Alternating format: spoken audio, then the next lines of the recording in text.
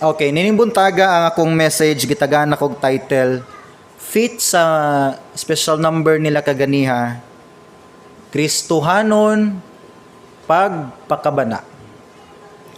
Ang linya sa song kaganina nag-mention, tanawa ang kadalanan, mga batang naglatagaw walay nagatiman. Sa ilang pagdako, kinsa ang magmatuto, ug unsay ikahatag nila sa katilingban.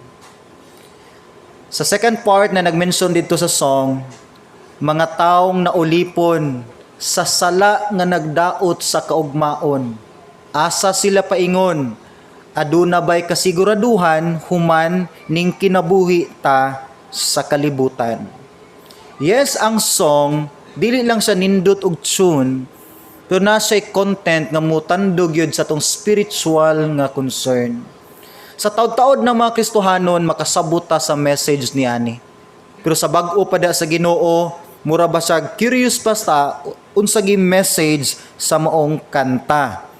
Kristohanon pagpakabana, nagpakabana ba gyud ta sa atong mga relatives, loved ones, sa mga street children, sa mga tao diha sa mall, sa beach, na ba gyud tay desire nga mawin sila sa Ginoo.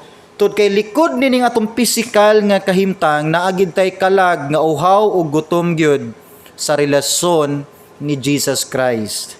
Now, muhatag ko mag-focus ko sa duha ka tawo lang ninibuntaga, si Apostle Paul ug si Ananias. Now, we all know sa contribution ni Apostle Paul sa ministry. He was known to be the great apostle sa iyang time. And before siya nahimong Apostle Paul, gitawag siya Saul or Saul sa Bisaya pa. Pero during his time sa pagka-apostles, thousands of Christians iyang gilid diha padulong kang Christ. Thousands of unbelievers iyang gihatod kang Christ. And then among the 12 apostles, si Apostle Paul ang pinakadaghan og na-plant gyud nga mga missions and churches. So makita na to ang pagka-powerful ug effective ni Apostle Paul during his time. Pero kabalo ba mo nga behind the scene, before niabot kang Apostle Paul, na ay isa ka tawo nga wala kayo napansin sa eksena, ginganlan og Ananias. Si Ananias ang gigamit sa Dios, munang si Apostle Paul nagamit sa buluhaton gyud sa Dios. So particularly mag-focus kong Ananias, og tandugon pud nako ang background karon ni Apostle Paul. Now, first adto ta sa background ni Apostle Paul. Sa Acts chapter 9, verse 1 down to verse 5, follow me ha, akong basahon. Na dinhi ang background ni Paul, usa siya ka lawyer. So, sa ilang time, isa siya ka influential nga tao. So, wala pa siya na-convert kang Jesus Christ, salbahis nga tao si Saul. Pila ka mga Christians iyang gipang persecute, pila ka mga Kristohanon iyang gipang kuhaan og kinabuhi. Si author sa persecution against good kay siya sa ngalan nga Jesus Christ. Og sa verse 1 down to verse 5 karon nga tong basahon, makita na to dinhi ang laing plano ni Pablo nga gusto pa gid niya i-persecute ang mga Kristohanon nga naa sa Damascus. Verse 1, then Saul, still breathing threats and murder against the disciples of the Lord, went to the high priest, verse 2, and asked letters from him to the synagogues of Damascus, so that if he found any who were of the way, whether men or women, he might bring them bound to Jerusalem. So nangay siya authority sa kadagkuan nga kung nasa nakitaan dito sa Damascus nga Kristohanon, follower ni Christ, babay, lalaki or bata, nasa'y katungod dakpon kini og prisuhon. Mo ni mission ni Paul or ni Saul. Verse 3, sa pagbiyahe na niya, as he journeyed, he came near Damascus, and suddenly a light shone around him from heaven. So samtang si Saul nagsakay sa siyang kabayo, uban iyang mga sundalo, nagkabayo pud sila. Sa dalan padulong duol na sa Damascus, ni gisugat sila dako kayong hayag sa dalan. Gani ko mong tanawon dinhi na hayang ang kabayo ni Saul ug natagak si Saul, hinungdan si Saul, nabuta siya. Natanaw na to daw, verse 4. Then he fell to the ground and heard a voice saying to him, Saul, Saul, why are you persecuting me? Verse 5. And he said, Who are you, Lord? Then the Lord said, I am Jesus, whom you are persecuting. It is hard for you to kick against the goads. Now, dinhi, naidako kayong hayag nga nipakita sa dalan, and normal ang kabayo, strange kayong hayag, may atras ang kabayo, may aksyon sa hayang, si Saul natagak. Ug sa kakusog sa kahayag, nabuta si Saul. Muni first time gyud sa pagkabutang Saul, 3 days and 3 nights siya nabuta.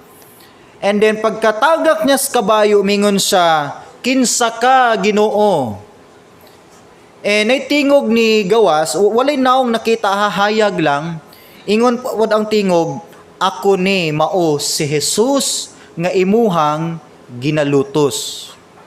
This time, nasabtanda yung Saul nga ang Ginoong Jesus ang nagpakita niya sa Damascus Road or road to Damascus. Now, tanaw na to dinhi ang lesson dinhi pala nga part daan. Unang tingog madungog na to, ningon ng Ginoo, Saul, nganong gilutos mo ako? Now, first of all, ang gi-persecute ni Saul ang mga church members, dili si Christ. Dili responsible si Saul sa pagpalansang ni Christ. Ang nagpalansang ni Christ ang Roman government, gikan sa authorities sa Rome. So nganong si Christ, ningon man siya, nganong imo kong gilutos Saul? Nga ang gipang persecute ni Saul ang mga Kristohanon man. Tungod kay nag-refer si Christ sa iyahang body, ang church. Diba ang group of believers diha ni Christ, baptized believers ni Christ, gitawag tag body ni Christ. Matag usa nga kabahin sa lawas sa tong Ginoong Hesus, part ka ni Christ. Og dinhi masamtan nato nga ang gi-persecute ni Saul nga mga Kristohanon di ay pag-persecute gyud sa Ginoo. Og dinhi giatubang ni Saul ang pinakagahi kayo niyang kalaban, ang Dios mismo. Muna ngayon dinhi nga lisod kay magsikag imong bakig batukan bitong banggaon nimong pader, ikaw laman ang masakitan. Now, first ato makita nga usa ka delikado kay nga butang once atong i-persecute ang body ni Jesus Christ. As a member sa church, we are responsible to submit sa mga authorities, mo perform, mo say sugo sa Ginoo. Naay mga Christians nga akong nahibaluan nga mismo sila na gid ang nagguba sa testimonies, ni sukol na gid sila ba sa iglesia. Once mahimo na bitaw tang kalaban sa iglesia or sa church, mention kog iglesia, it means church. Kita na gani ang musukol or muguba sa church, ang Ginoong Hesus na mismo ang atong kalaban. Abi nimo, irony dinhi, kay pagkakita ni Saul sa kahayag, nabuta siya. Isa ni ka-literal gyud nga hayag, nabuta literally pod si Saul. And kung imong tanaw niya ang story, pagkabuta ni Saul, maonay way nga nakit-an niya ang Ginoo sa iyang kinabuhi. Yes, natay gitawag og spiritual blindness. Dini nga time, wa niya nakita ang Ginoo, ang kahayag ring nakita. O sadang nabuta na si Saul, literally, diha pa niya nakit-an ang Ginoo. Mo bin hinungdan si Saul, nibalik sa Ginoo, sadang nabuta na noon siya. Daghang mga Kristohanon karon biya, nga kanabang naaga punta sa spiritual blindness ng kinabuhi. Na mga Kristohanon nga nahayagan naman unta sa kamatuuran pero nagpabilin gihapon sa kangit-ngit. Naapoy mga tao nga wala pas Ginoo mo nang di gid nila masabtan ang spiritual nga realidad sa kinabuhi. Kung sao nimo naghatag og verse, imo nabutangan dag verse nga the soul that sinneth it shall die, Romans 3:23, all have sinned, fall short of the glory of God, Romans 6:23, nga ang taong makasasala silutan sa kalayo sa impierno. Dili nila na masabtan hangtod nga di nila makita ang spiritual nga realidad sa kinabuhi. Atong sabton nga wala man sa relihiyon ang atong kaluwasan, di ba? Aside man tanana, ang atong relasyon ni Ginoong Hesus ang ato ang kaluwasan. Ang makaluwas sa atong kalag ang Ginoong Hesus, dili tao, dili relihiyon, dili binuhatan, ang buhat lang ug mismo si Christ dito sa cross. Now, be sure, ang imong kinabuhi karon dili bitaw sa supak sa kabubuton sa Dios. Bisag unsaon yung paningkamot, if against na sa will sa Ginoo, mag-suffer gid ka. Tanawa si Saul, nagtuo siya nga nindot niyang gibuhat, tarong iyang gibuhat, nagplano sa nag-abot sa Damascus, ipang-persecute niya ang hundreds or thousands sa mga Christians. Wala kabalo si Saul nga kalaban niya dinhi mismo ang Dios. Nay mga plano sa atong life nga bisag unsaon natong pray, sacrifice, grabe na ato ang say fastingan pagi nato nga di gyud ma-answer. I-consider nato basin against ni sa will sa Ginoo. Kung nakay-pray nga usa ka job, isa ka trabaho, and then nga tingala ka nganong di man gyud. Sakto imong intention makatabang sa pamilya, makatabang sa church. And wa siguro ka kibaw nga kung itugot to sa Ginoo sa unahan mo ti makapadako sa tong ulo or masaag ba tao na bay di may mga tao nga mamita didto. So isip pag-protect sa Ginoo nato iya tang babagan kay against to sa will sa Ginoo. So na mga situation nga di gid ihatag sa Dios, usay gyud makasugod na ta pero kalit lang gubaon sa Ginoo atong gisugdan tungod kay against na sa iyahang will. Munang ingon na Proverbs, in all your ways acknowledge Him and He shall direct your paths. Before ta mohimog plan, decision, be sure nga ato nang gipangayo gyud ang approval sa Ginoo. Ayaw pag-keep og mga plans, ay pagtago og mga plans. Open ang Ginoo para share nato sa tanang plano, nganong di ta ka-share diha niya. Before ka mohimog first step, Lord, mo ni akong plans, mo ni akong gipray, okay ba ni Ginoo? Kung dili man ni Lord ni mo will, ayaw na lang kong pasugdaan ni. Ay na lang kong pagastuha. Karon pa lang Lord, kuhaan na ni siya. Muna siyang usa ka attitude sa usa ka mature nga believer diha kang Jesus Christ. Now, sa diyang natagak si Saul, unsay respond niya? Sa verse 6, okay, Acts 9, verse 6. So he, trembling and astonished, said, Lord, what do you want me to do? Now, abi nimo irony kayo, kay ang Saul ani nga time, human niya na-encounter si Jesus Christ sa road to Damascus. Ang Saul nga gahi kay ulo, nahimong obedient na ni Christ.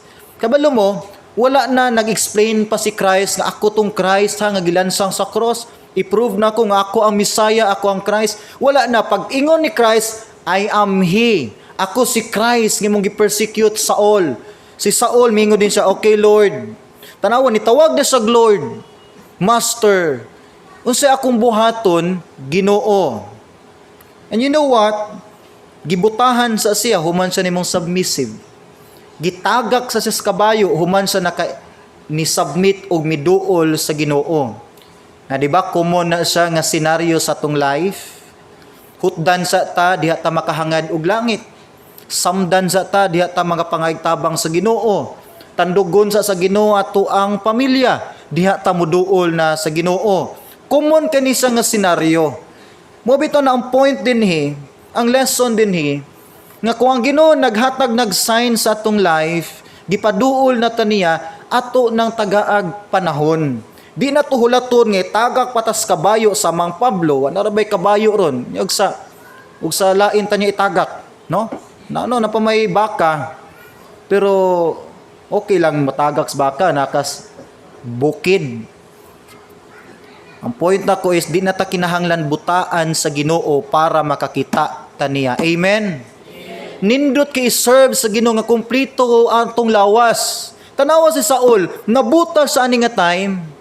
3 days, 3 nights siya nabuta. Pero nitong span of time siyang pagkabuta, dito niya nakitaan og klaro si Jesus Christ. So ang point na ko is, daghan kig pwede buhaton ng Ginoo nato para lang yun madungog nato iyang tingog ug maklaro nato sag maayo. Ug ay gitugot nga planuhan pata sa Ginoo ug mga sakit nga makahimtang diha ta tinud-anay nga mobalik ug moduol na gid niya. Verse 2. Padayon ako sa verse 6. Arise, go into the city, and you will be told what you must do. Verse 7. And the men who journeyed with him stood speechless, hearing a voice but seeing no one. Verse 8. Then Saul arose from the ground when his eyes were opened and saw no one. But they led him by the hand and brought him into Damascus, and he was 3 days without sight, and neither ate nor drank. So gidaan nila si Saul sa mga sundalo dito, di naman siya kita, di na siya ka-drive o kabayo. So gikarga siya sa kabayo, gidala sa Damascus, nag-rent silang isa ka kwarto, dito siya gipastay og 3 days and 3 nights. Wa siya kaon, wa siya inom. So imagine mo dinhi ang kalit kay nga transformation sa life ni Saul.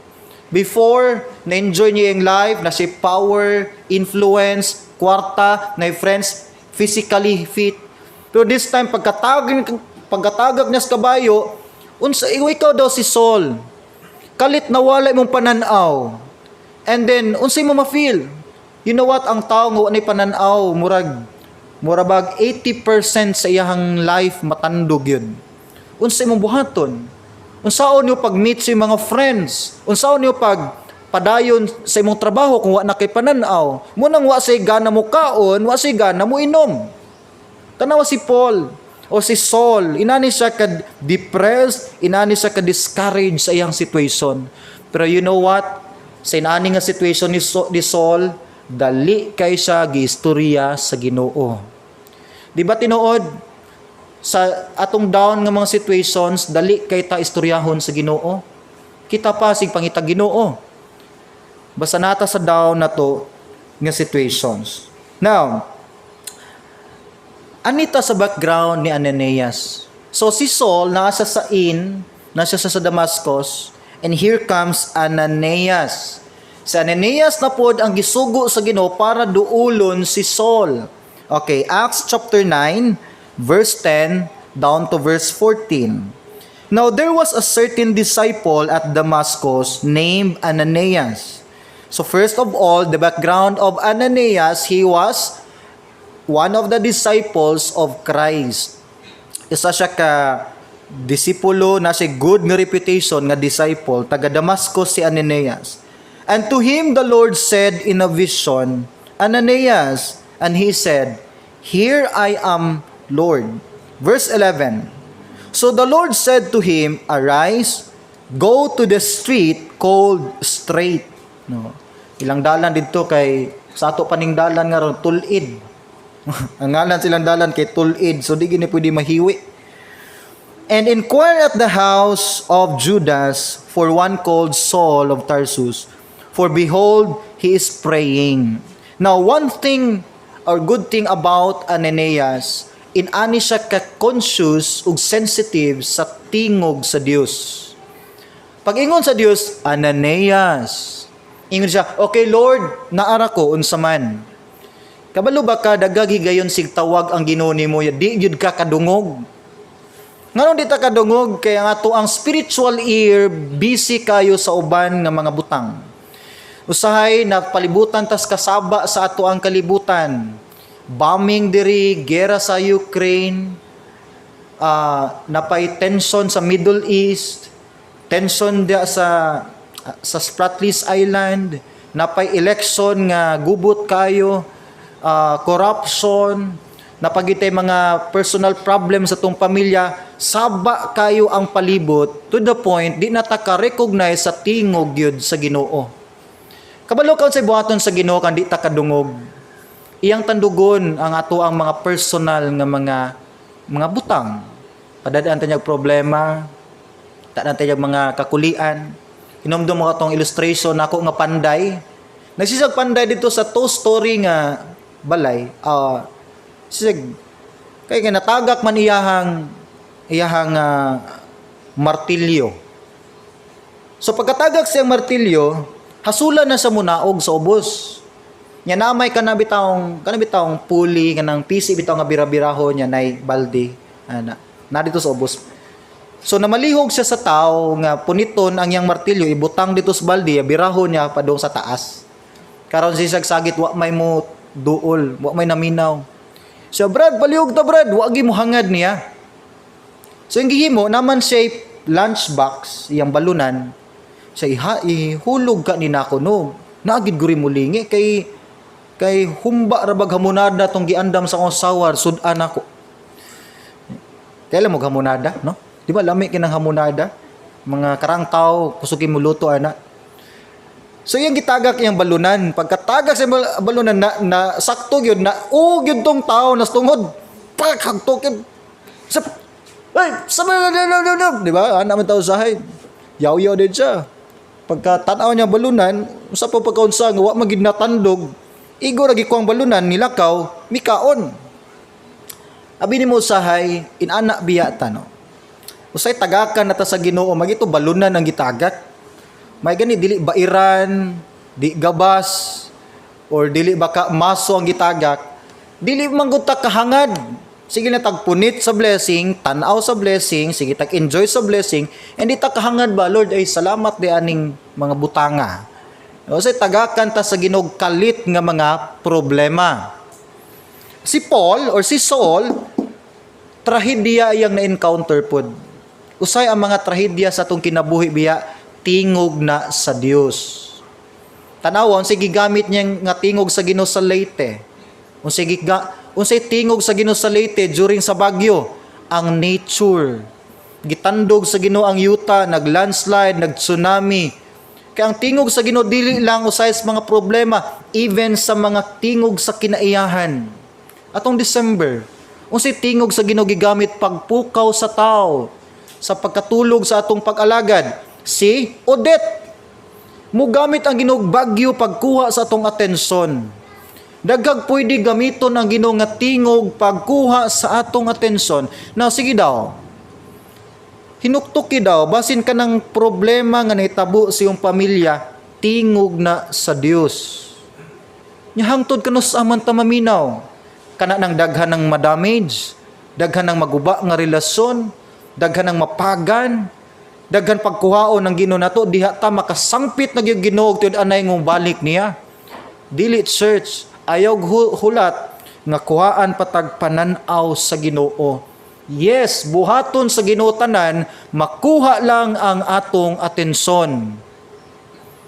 Now, tanaw na to dinhi sa verse 13. And Ananias answered, Lord, I have heard from many about this man. Ingon din si Ananias, Ginoo, excuse lang ha, di man ko reklamador gyud nga tao, pero kinis Pablo or si Saul man gud Ginoo, nakadungog ko ani nga salbahis kinis tanan. Daghan kini gipampatay gikan pas Jerusalem naabot dinis Damascus. Lord, di ba di delikado ning tawhana? So dinhi si Ananias, makita nato nga sama pud biatang Ananias. Kana bitawng tawgon ta sa isa ka ministry. Lord, murag layo man kay to. Pero kaning mga youth bitaw, balag unsa kalayo basta youth camp. Pag adto kabantay mo, awain yung mga anak, kanas balay, pahugasa gani, di na ganan manghugas. Suguag bitsin sa silingan, mataligsik. Pag abot sa youth camp, uy, nagsigig pasinguan. Ngano si pasinguan? Kasi kuyog sa barkada, sa friends. Ayaw pasinguan ba? Okay na pastor, kay kuan man na may pandong, wagoy pandong. Pero tanawas niyong balay, di masugo kay taligsik, talig 7, talig 8. Gahi kay pang suguon. Tanawas niyong balay, gahi kay suguon pag manglimpyo sa salog. Gahi kayo, pero dito sa youth camp, kabalo ka, gahi pod. Gahi pod, no? Anyway, asa naman ko.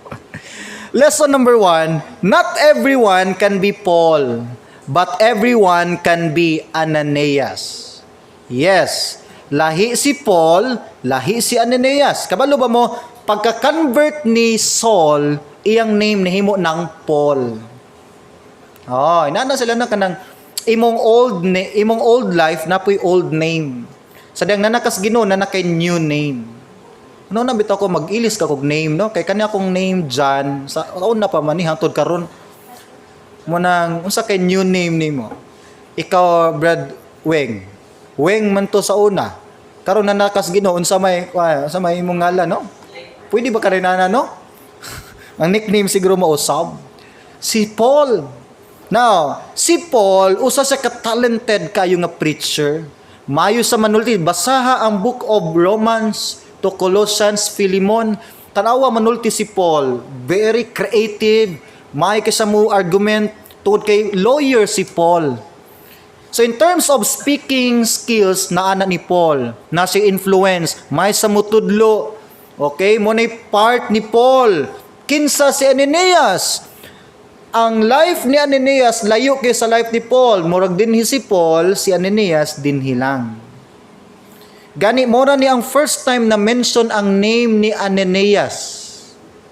Wa na ilaing description kinsa siya wa tagingon kung nabasi kaliwat sa Pilipinas or nag-abroad ra ba sa didto or unsay trabaho ang Ananias. Ang giingon lang dito sa Bible nga taga Damascus siya, iyang giadto si Paul, iyang giseran about ni Christ, midawat si Paul na-convert diha sa pagkakristohanon. Enough. Gusto na kong tanaw ninyo ang life ni Ananias. Dili tanan pwede mahimong Paul. Gamay ra ang talented nato. Gamay ra ang maayo manulti nato.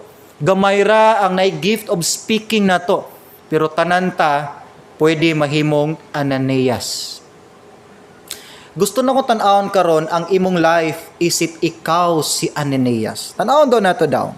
Usa ka ordinary lang nga disciple si Ananias. Ang pagtuman nimo sa buluhaton sa Dios dili wala ni nagkinahanglan og talent. Once tawgon gani ka sa Ginoo, di ni magkinahanglan og talent, resources, dapat tao ka nga may manulti. No. Tanawa mga apostles, dagat tay nailhang Pedro. Pukot lang iyang nailhan, mga danggit, ibis, mo na iyang kauban matagabi. Pero tanawas Pedro, 3 years nga training diha ni Christ. Sa day of Pentecost, isa ka preaching ni Peter, 3,000 souls ang na-save. Even ang mga businessman, mga prominenteng tao na amaze, kinsa man ning tawhanan ni nga may man kay manulti. Tungod kay once tawgon ka sa Ginoo, wa sa nagkinahanglan og tag-as nga skills or mga talents. Pero once mo serve ka niya, ma-amaze ka sa ihatag niya nga mga skills ug mga talents. Amen? Ayaw dadig talent ang Ginoo, Lord, qualified ko Lord, kay talented ko. No.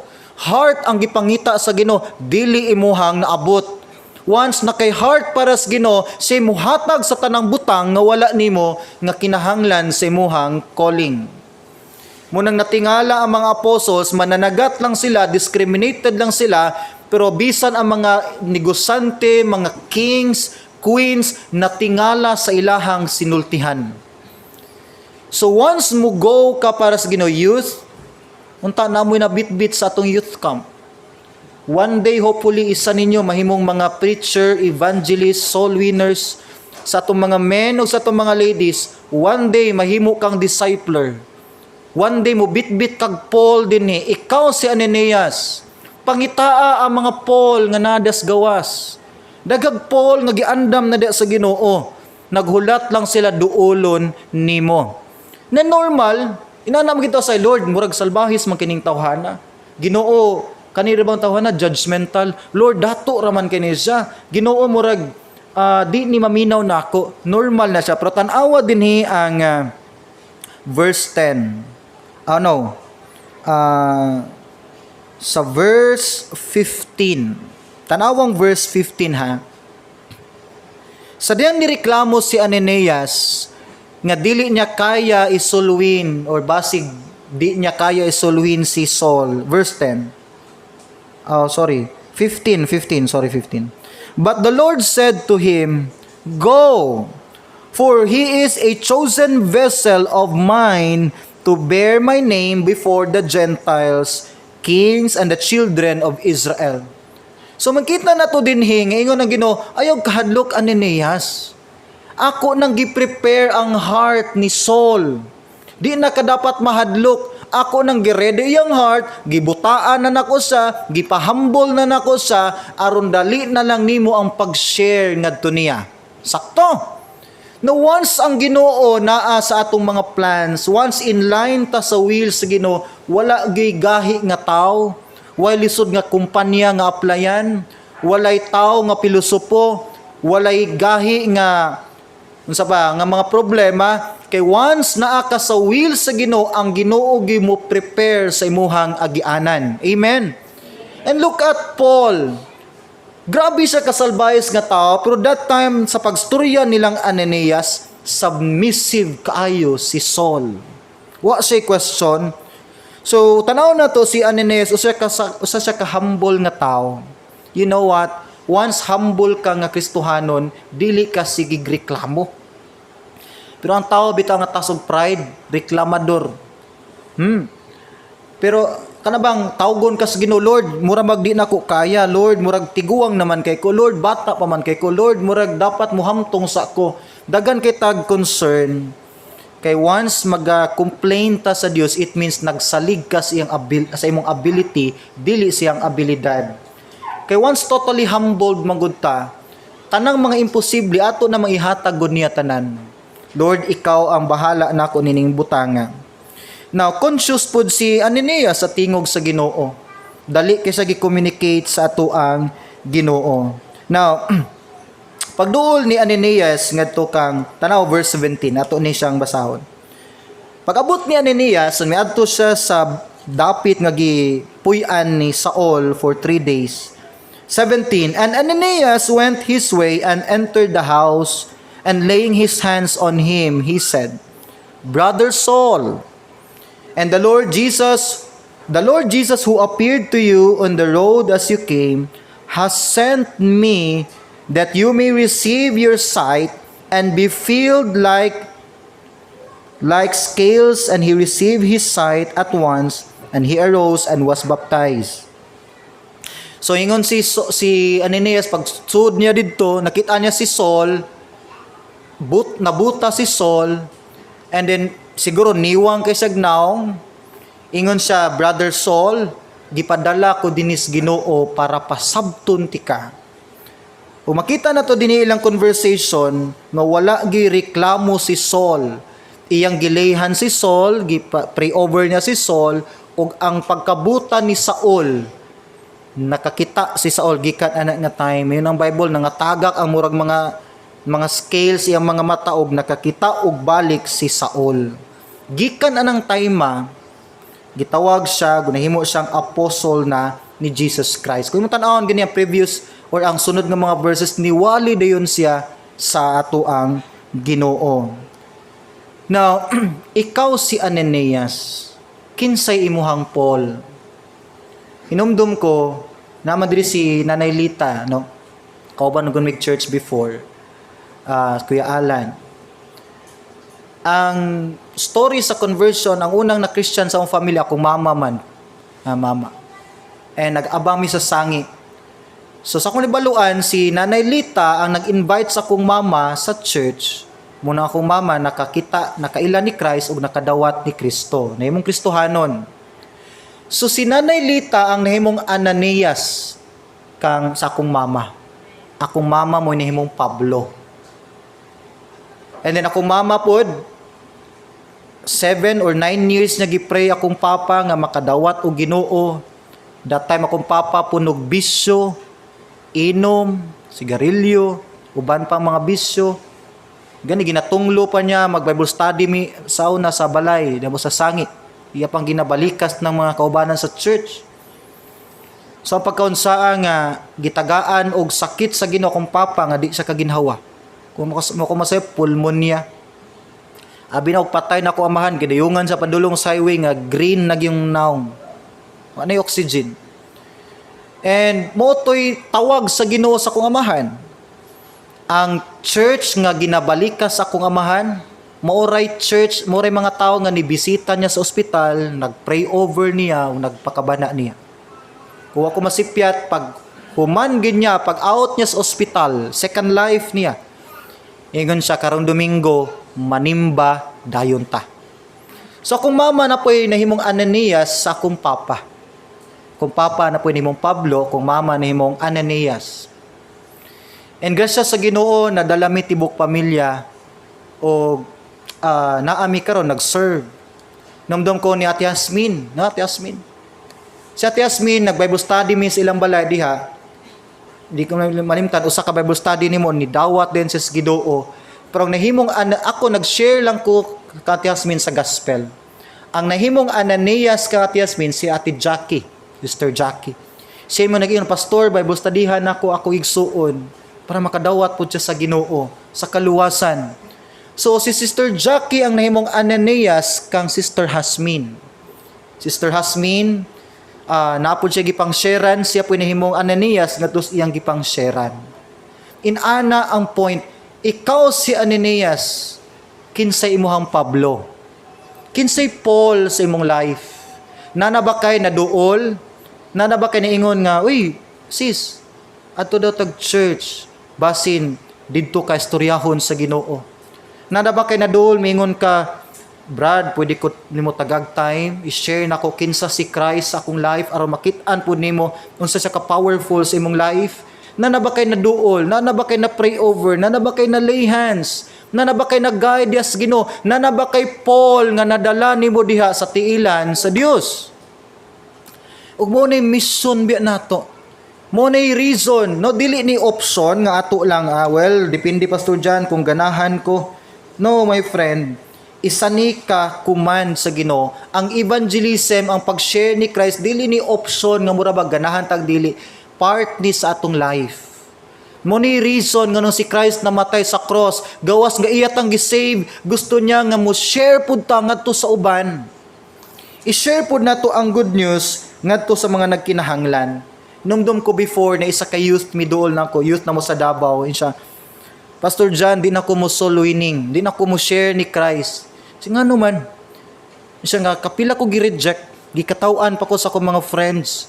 Mismo akong parent mismo ni papahawa na ko sa balay kay nganong nag-share na daw ko Christ. Ni man kagiingnan pa siya may pagbalik kas imong bisyo kaysa mag-share ka na ng Kristo nimo. Minsan di na ako mag-share, sakit kayong feeling ma-reject. And gipasabot ako sa you know what, ang success sa evangelism dili man ang pagdawat niya. Nasayad man tanana. Ang success sa evangelism ang imuhang pag-share sa gospel. That's it. Ikaduha na kumudawat sila ni Christ, kumu-respond sila ni Christ, then praise the Lord. Pero kung di sila mudawat ni Christ, as long as na-share nimo ang gospel, ngadto niya, nig-abot sa paghukom, dili na siya maka-excuse. Once ni-share ka sa gospel, ni-respond siya o wala man, nahimo kang successful. Kaya ang Great Commission ang pag-preach sa gospel. Trabaho sa Holy Spirit ang pag-convert sa usa ka soul. Dili na to na trabaho, di na to ilugag trabaho ang Holy Spirit. Kung di sa mudawat sa Ginoo, nasi tulubagon sa Holy Spirit mo nang gitawag og blasphemy of the Holy Spirit. Ang pag-reject nimo sa iyang conviction. Pero as long as na-share nimo si Christ, namatay, gilubong og nabanhaw, na-serve nimo ang purpose, nahimo kang successful sa pag-share sa gospel. Muna atong trabaho, let us share the gospel. Abi nimo, hundreds na siguro ang namatay sa Leyte. Abot na bag hundreds. Natabunan tungod sa landslide. Kami dito nag-enjoy Miss Fellowship anang adlaw. Anang adlaw pod pila na kabalay, tao ang gitabunan di ay sa lapok. Mangutana ko ninyo, kung naay naka-remind nila nga anang gabiuna o anang adlaw mag-landslide sa inyong dapit, matulog pa sila sa ilang balay, dili. Kung nay mo ingon nila nga, uy, pagbantay mo ha, karong adlaw mga matay mo diha kung di mo muhawa kay mag-landslide. Kung naay nakapasidaan nila ana, do you think naa pa sila sa ilang balay or wala na? Wala na. Kay naay nag-remind nila. So duha lang atong possible conclusion. Number 1, nganong naay nangamatay sa Leyte, posible naa nay warning gihatag nila, wala lang sila naminaw. Or ikaduha, wala gyud klarong nagpasidaan nila nga maglandslide dinis atua kay humok ang bukid diha nga bahin. Pero abi nimo, kita nasayod biya ta nga nagi coming nga judgment. Dili lang landslide ang moabot, nagi paghukom. Naagi paghukom sa tanang kalag nga wala nakadawat ni Christ, naagi lake of fire, naay kalayo nga dili mamatay ug dili mahunong, naay ulod nga mupuyo sa imong lawas dito linaw nga kalayo, naay lake of fire, naay condemnation, naay labaw pa sa mga problema nga imong giagian dinhi karon. Christian ta, nasayod ta ni ana, ug di na ta kinahanglan pa naugag anghel i-prove nga naa nang butanga. Enough na ang Word of God, enough na ang Bible nga mo-prove nga do na gyoy ikaduhang kamatayon hangtod sa walay katapusan. Ug kinahanglan natong i-remind ang tao ni ana. Well, kumuto sila dili, depende nila basta as much as possible, atong buhaton atong best i-remind imong relatives, kanang kuyog nimos balay everyday, kanang imong best friend, kanang kauban nimos office, kanang imong boss, kanang imong supervisor, classmate, imong lola, imong lolo. Makadawat pa man na, di pa man natigulang yun, nga di na sila maka-reject na lang sila. As long as makadungog sila, pwede pa na mo receive ni Christ. Imo ba silang gipasidanaan? Imo bang gi-remind la, lo, ma, or pa, labaw pa ni sa landslide, labaw pa ni sa tsunami, na ay coming a judgment sa wala na katapusan? Imo ba silang na-remind niya na? Kay kung wala higala igsoon one day sa coming judgment, yes, bisan tod nanatas kamot sa Dios, mubati gihapon kay kasakit nga makita imong relatives bitbiton sa anghel o gitambog sa linaw nga kalayo, sagit-sagit ang imong ngalan. Kabalo ka unsay tingog ron sa impierno, dili man lang Ginoo, dili man lang pasaylo ami ang imong ngalan. Kristohanon ka. Imo ba gid silang na-remind?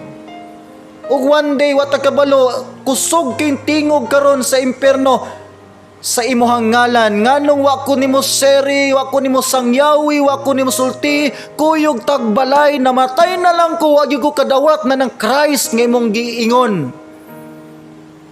Uningon ang kanta, pagpakabana. Kay kung dili karon kanusa man dayta magpakabana? Kana magdinaganay na tas mga bala? Kana bang mga lubngana na atong ginalakwan? Kana bang manglupad ng mga missiles nga iyahay nagpaningkamot ang tao? Kana bang tao nagsagit na sa kapait o kalisod? Kana bang mga bungkal na ang streets na to, mga building, mga guba na ang tao iyahay na lagpaningkamot? Diha pa ba ta magpakabana? Karon, dapat sa una pa, pero pwede na to sugdan karon. Active atong social media. Bisan asas kalibutan, pwede madungog ang ngalan ni Christ. Atong i-share ang kaluwasan nga libre pod natong nadawat. Amen? Amen. Muna ako king challenge sa atong life nga magpakabana ta. Sama nga naay Ananias gigamit nato, kita pod mahimong Ananias nga tusoban. Let us all bow down our heads. Father in heaven, thank you Lord. Thank you Ginoo sa reminder Ginoo nga gawas sa among pagkaamahan o pagkainahan, pagkastudyante, unsa may among kabilinggan na mas dako or bugat Lord nga task imong gihatag. Ananias mi Lord sa karon nga generation.